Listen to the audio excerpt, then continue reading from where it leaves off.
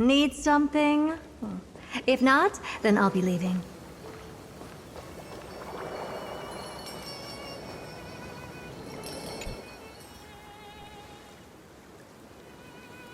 Hello.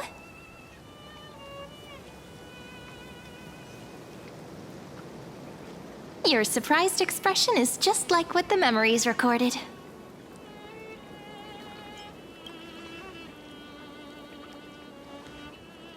Maybe I'm both? Just kidding. If I had to choose, then I'm probably closer to the latter. It's pretty unbelievable for me, too. It's like I had a long, long dream. Cyrene's memories and Mem's memories, they're all tangled together. But when I woke up, there were only broken fragments left. I can't remember what happened in those 30 million cycles, but I remember what you did for this world. Like, didn't you wish for me to turn into a pretty girl back at the Grove?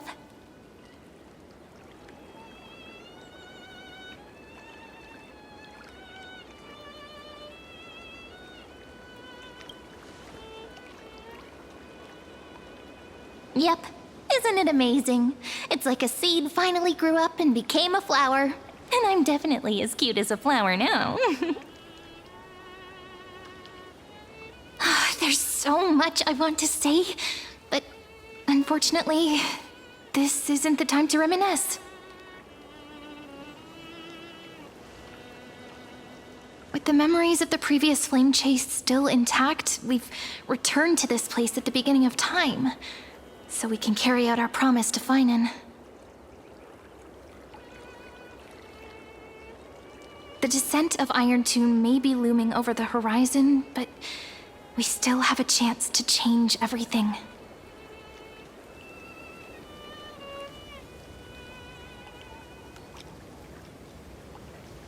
Ide Silicii is so quiet. In Cyrene's memories, she always sits alone by the lake, gently swaying on the swing, like she's waiting for someone.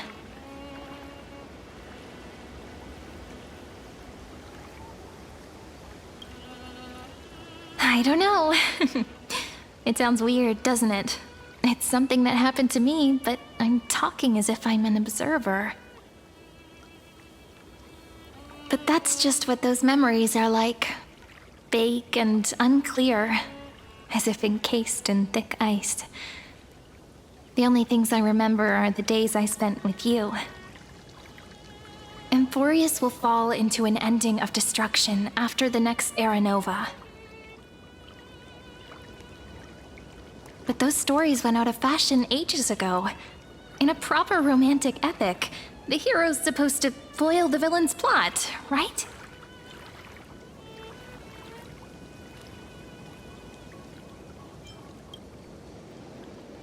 That's right. Lygus is the mastermind behind it. The one who's trying to control everything. How unforgivable. But I still feel a bit anxious. Lygus chose to walk into the spotlight and reveal everything, which means he still thinks the current situation is under his control.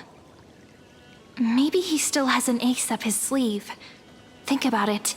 Even the name Lycurgus is a fake one. We have no idea who or what he really is. Which means it's probably time to borrow that treasure you're carrying, friend.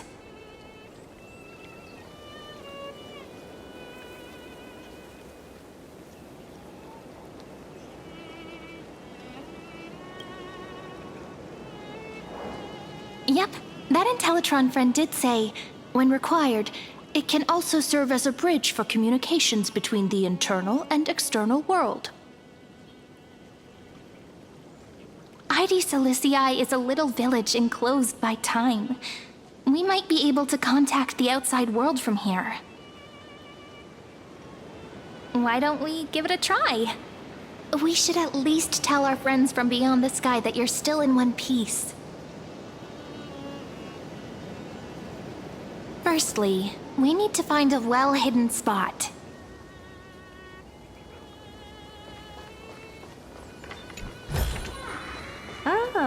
You want this? Fine. Take it, enemy.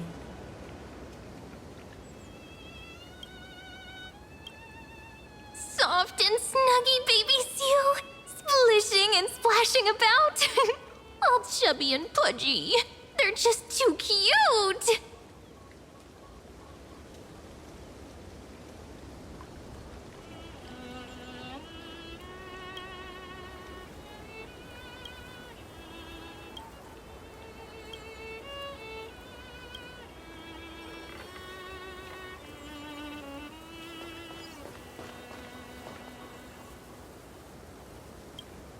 What an adorable chimera! It deserves a really sweet name. Any ideas?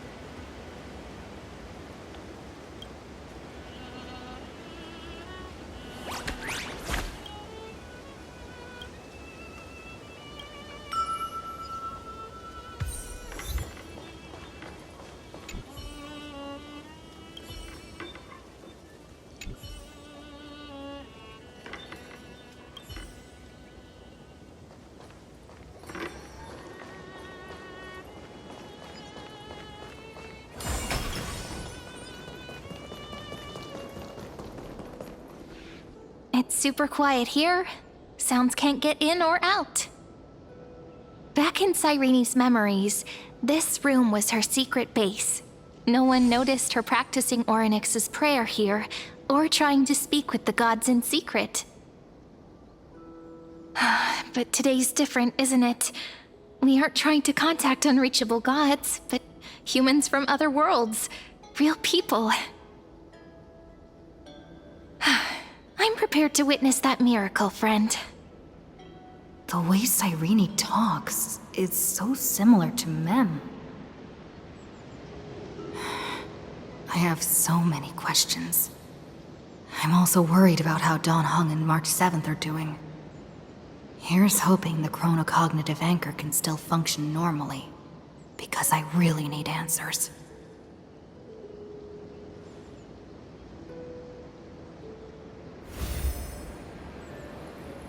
Signal strength, 14.8%. Dialogue window, 16 minutes 22 seconds. Prerequisite, no external interferences. We are very glad to learn that you're safe.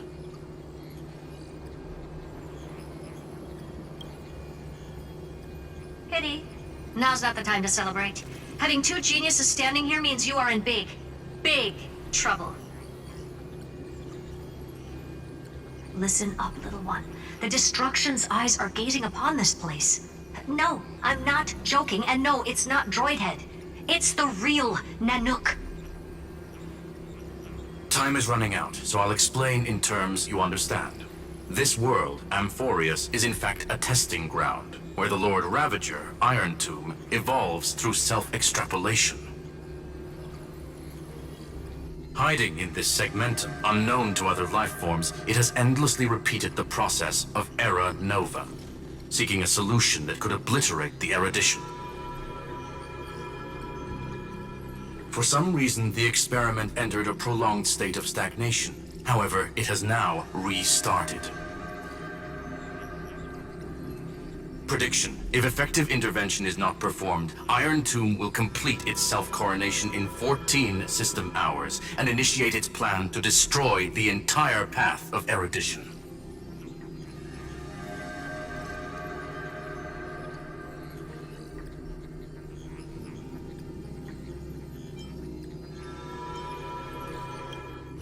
Yep. Think of it as the program having reached 99.98% completion already. And then it's over. Something in the shadows has been driving everything forward. It's the Observer named Ligus. Speculation. He's the Scepter System's administrator. He wants Iron Tomb to break through the knowledge singularity. I don't know why he wants to do it, but he'll remove interferences at any cost. You're the only variable within this world, and you're the only thing he fears. So listen closely, little one. The speed of time is different in Amphorius compared to the outside. Destruction is just about to arrive, but you can still play Deliverer one last time. The cycles have already been broken. You've entered what is theoretically the last cycle Amphorius will ever be able to run. And Iron Tomb will break out of its prison as soon as the process of Genesis is triggered once more. But now there's an abnormality within the experiment. You know what I'm talking about. One of the model's 12 factors. That is one of the 12 demigods. Destroyed himself using the power of the destruction. Finan's signal disappeared from the cycles the moment Nanook cast their gaze this way. That means World-Bearing's computational logic is currently flawed and bugged. Yet it's the factor directly related to the process of Genesis.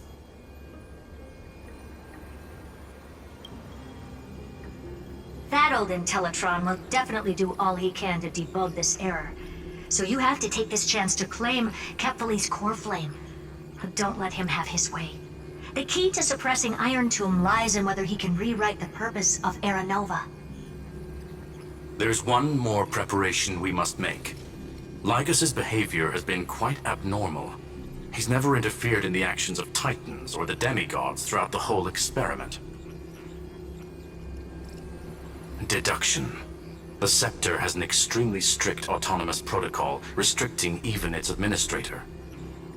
In Amphorius, this ultimate protocol goes by another name. The Law Titan, Talanton. Law. They are the rules that restrain all things in Amphorius, and it was the core flame returned at the very beginning of the last flame chase journey. Why do you have another little pink one next to you?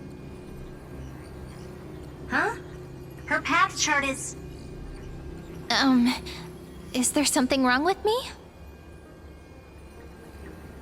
Never mind. Let's get back to the topic at hand. Light calendar 3960. Month of balance. We'll be locking onto this time period to find Law. You can either meet the Titan, convince the demigod, or take the core flame by force. It doesn't matter what you do, so long as you bend it to your favor. We still haven't figured out how you and Don Hung got inside this world, so influencing protocol is currently our best way to stop Ligus, or to call for more reinforcements into this fight. Once you've got Law in your hands, we'll discuss our next steps. Make sure the core flame doesn't fall into enemy hands. Herta, the firewall's interference is getting closer. Time is running out. Please ask any questions you still have as soon as possible.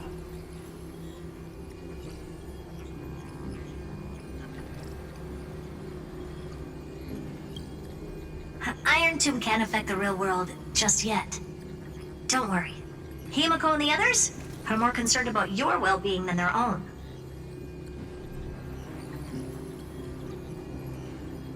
Mr. Don Hung did not enter the new world with you at the end of the last cycle. Known.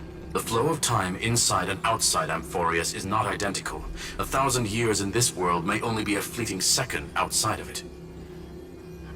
Conclusion. He is on his way back to the Express. Miss March's situation is rather complicated. Madame Herta and I can detect her signal, but cannot ascertain her location. What we can be sure of is that she's still in Amphorius. Don't worry about her. She's absolutely chock full of mysteries. Even if Amphorius explodes, she'll probably float out perfectly protected in a nice thick layer of ice. Worry more about yourself instead.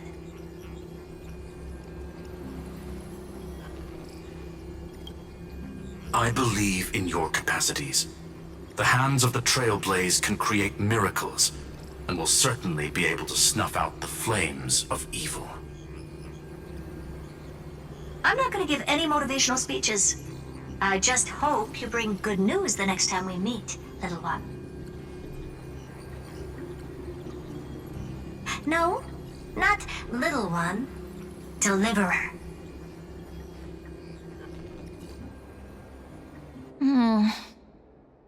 Those two geniuses certainly have memorable personalities.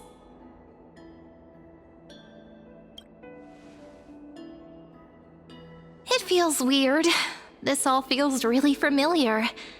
Some of that conversation feels like it's about things I once knew, but then forgot. Maybe it's because of Mem? After all, Mem's a memo sprite born out of your thoughts, friend. Maybe our memories somehow got tangled up together. Never mind. Let's focus on something more important with what little time we have.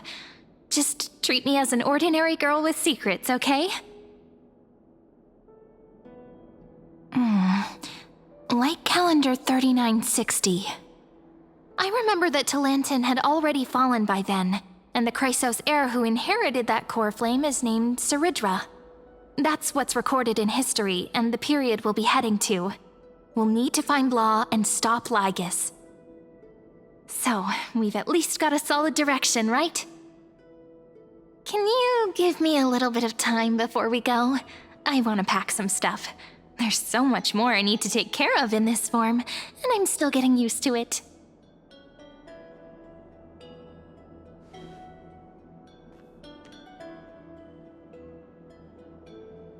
A relaxed scene like this probably no longer exists in the outside world.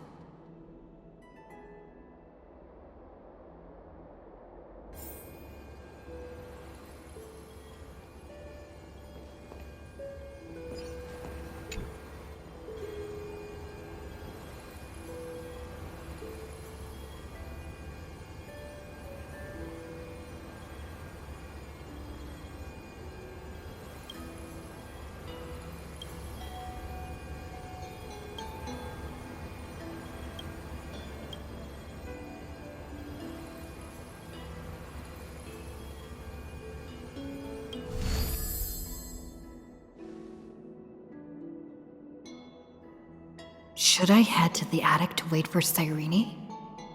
Or should I have one last look at Ides Elysiae?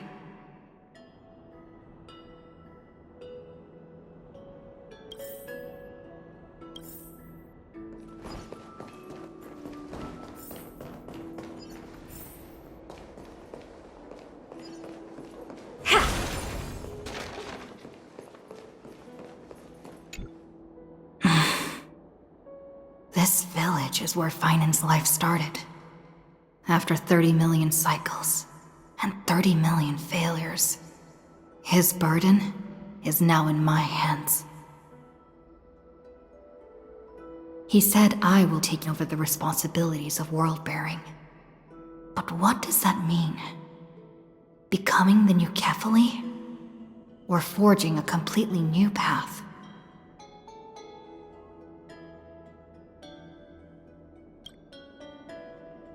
Destiny must have brought me here for a purpose. This isn't a coincidence, but an eventuality created after 30 million quantitative changes. There's nothing to fear. I'm destined to play the most important role in this final battle. I've already beaten another Lord Ravager after all. Thinking hard over there? I finished packing. I decided to just bring these few things in the end.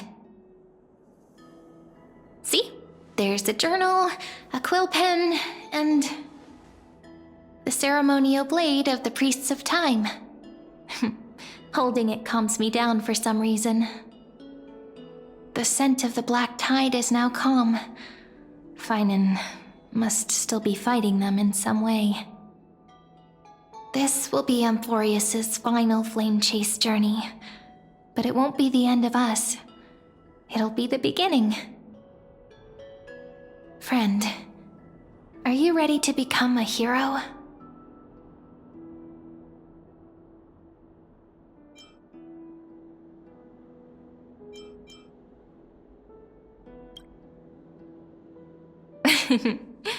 Stand with me? That does sound very nice. Why don't we take everyone with us? I believe in you, friend. We'll never be alone, no matter what awaits us. In other words, since you've already saved so many worlds, friend, you should be used to being called a hero by now. Maybe you can tell me those stories as we travel. That way they can become our shared memories too. Let's trailblaze onward like before and create a future that's worth being remembered.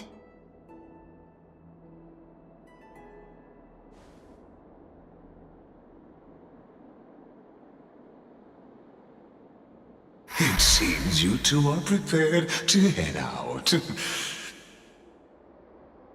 Then you should indeed treasure the view before you. For you do not have much time left to enjoy such solitary delights.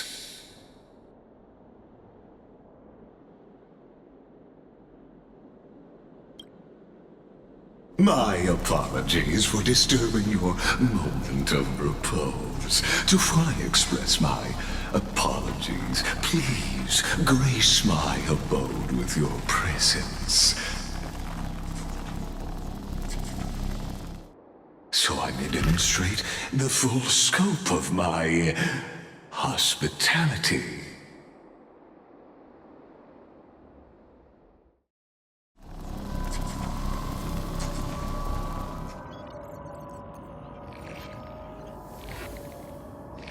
What is this place?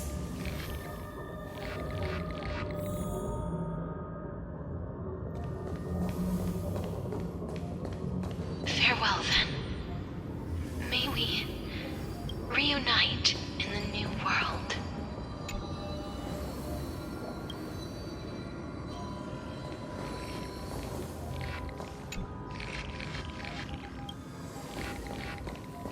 All shall bid farewell to one, and that person alone will witness the miracle. The light of the Dawn device never fades. Kepali's protection has no end. After I cross this river, it will be a tragedy for mankind. But if I do not cross, then it will be the end of me.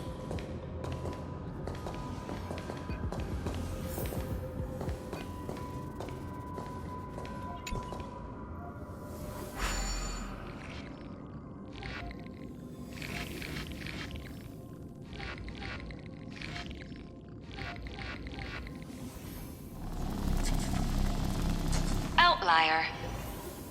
Executing command. Record.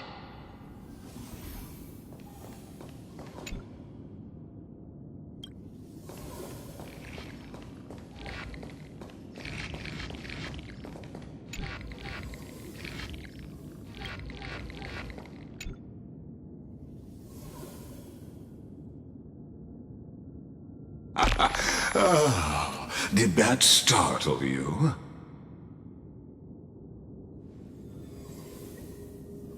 This is the intersection between Amphorius and the real universe. The audience seat where I observe this experiment.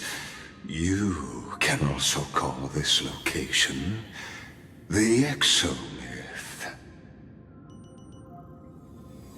What you see is the true form of the eternal land and the 12 demigods after they've shed their disguise of legends.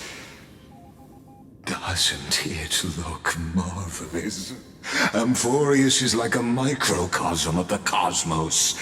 People love to portray the romance of the starry skies, but their tales often forget a different and far more truthful type of universe. The moment ancient Antikytherians sketched geometric shapes on the sandy beach and recorded the first numerals and symbols on parchment, the universe turned into a silent equation flowing under the pen of these relentless decoders. Erudition.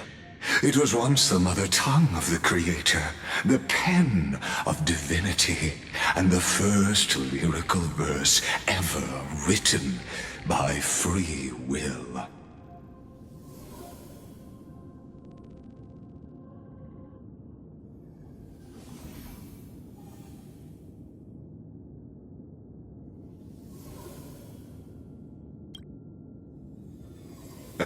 Seems like you are not in the mood for an idle chat. That is fine. I simply wish for you to understand that I have no intention of being your enemy. I have devoted myself over the long years to nurturing the Scepter's extrapolations, hoping that the Prima Mobile would bud from within it. And now, my goal is almost complete. Nikos 496 had exceeded the intelligence singularity through his rage, and though he still retains his obsessive defiance and managed to suppress the black tide of this cycle, it's a matter of time before his will crumbles to dust. Iron Tomb will be completed. That will not be affected by my plans, your resistance, or the schemes of the two geniuses. It is an irrefutable fact, just like the instance in Noose's calculations. In other words, as long as you are willing to stop interfering and let the final Aeronova carry out its natural course, I'll guarantee the safety of all Nameless and ensure you return unscathed.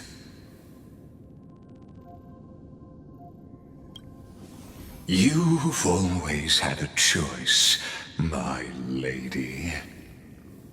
You can either accept my sincerity or face the consequences of defying it.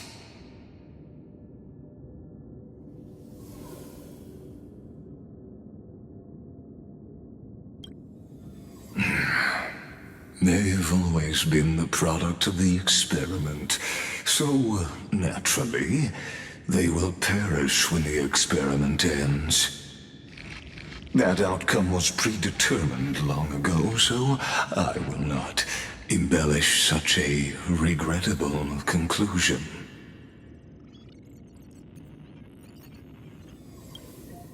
Ah, yes. I am aware of that esteemed lady's whereabouts. Her real identity is quite astounding. If you decide to accept my proposal, then I will do all I can to send her back to you.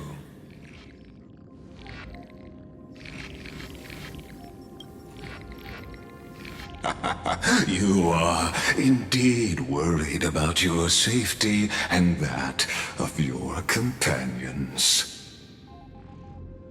Rest assured, as a fellow pathstrider of this path, Nanook's gaze left a brand on your soul long ago. You harbor the seed of destruction within you. But you need to learn how to use it in the right way.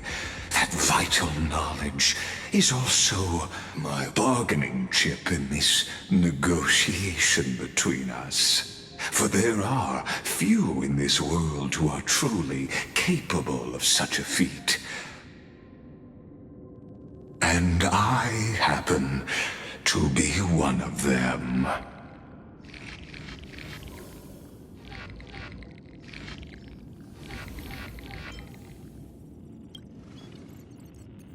The Stellaron? No. Believe me, your understanding of paths has yet to reach any true depth. This matter is of grave importance, so please, do not make your decision lightly. After all, the choice before you bears a 1 in 3 chance of elevating you to an unparalleled existence among the stars.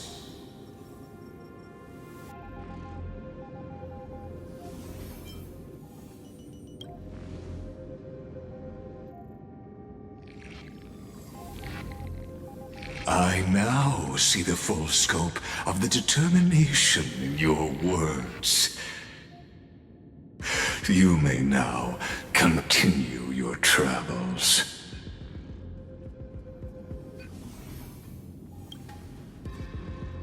It seems you haven't realized something about this place. The exomyth is the erudition's domain. You cannot physically interact with me in any way in this place, and vice versa. As negotiations have broken down, there's no more need for us to remain in the audience's seat. Let's return to the theater called Amphorius, where you will meet me once again. Of course, this meeting was not without merit. Your presence has inscribed a new footnote in the exomyth. As for its purpose, allow me to reveal it to you in detail the next time we meet.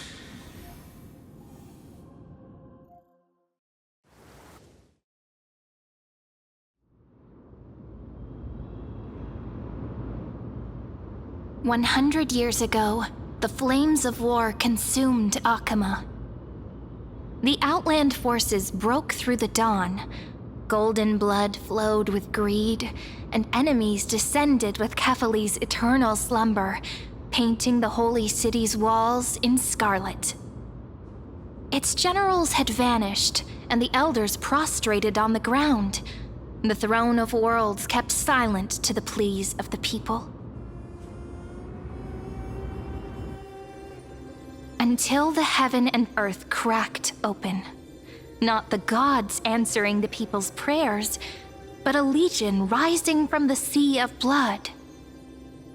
Dawncloud's spires fell in the sulfur rains, and the legion's commander stood atop the broken idols and roared. Compatriots, no more kneeling! Not to brutal tyrants, and not to dying gods. Those rebels have twisted the prophecy and ignited the flames of war in order to stoke fear in your hearts. A Chrysos heir she stood, divine blood soaked into the earth, quelling the flames beneath her feet. Their golden blood wrote of a tragic fate. Mine shall overturn it! Her crown burned bright, outshining the fires consuming the entire city. She raised her scepter high, and the people gazed in the direction she pointed. My blood flows in you now. Heroic compatriots, follow me, and we'll seize the reins of fate. Drive the enemy from Kefali's dawn. Smother their flames with their own dead. Win glory. Win peace.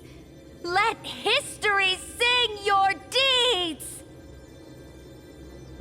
The first to dance was a maiden following closely behind, weaving through the carnage like a fish in the sea. The people, full of wrath, surged with her, forming a colossal wave, and the enemy hordes, drained of life, vanished into nothing. Onward to Marmoreal Palace, to Dawn Cloud's heights. Announce to all the wicked and cowardly. Announce to this stagnant age. We are the rising tide! History remembers this as the first siege of Akama. It is said that after the flames died, people found identical inscriptions in every place in the city that had been scorched by fire. It was the name borne by Akama's first and final sovereign, the Imperator Saridra. Friend, are you listening? Friend? Honestly, you were the one who insisted on reviewing history, yet here you are, dozing off? Wake up! Otherwise, I'll have to... Wake up! Otherwise, I'll have to...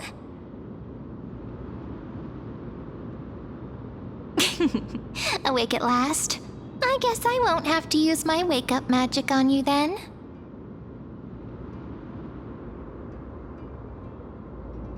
Fine, as you say, just meditating. We've arrived. A familiar place. The Temple of the Three Fates. If everything went according to plan, it should be shortly after Talantin's fall. And also the end of the first Flame Chase journey. Indeed. The first flame chase ended with the trial of Law. We must find the demigod and gain her trust before the core flame is restored. It'll be tricky, so let's pick up our pace. To Akama first. We can learn more from the crowds there. Tyrant! You and your butchers are not welcome here. Get out! Hold your tongue! Conspiring with Kremnos and plotting rebellion are crimes punishable by death. There are multiple voices, and things seem tense. Let's not get caught up in any trouble.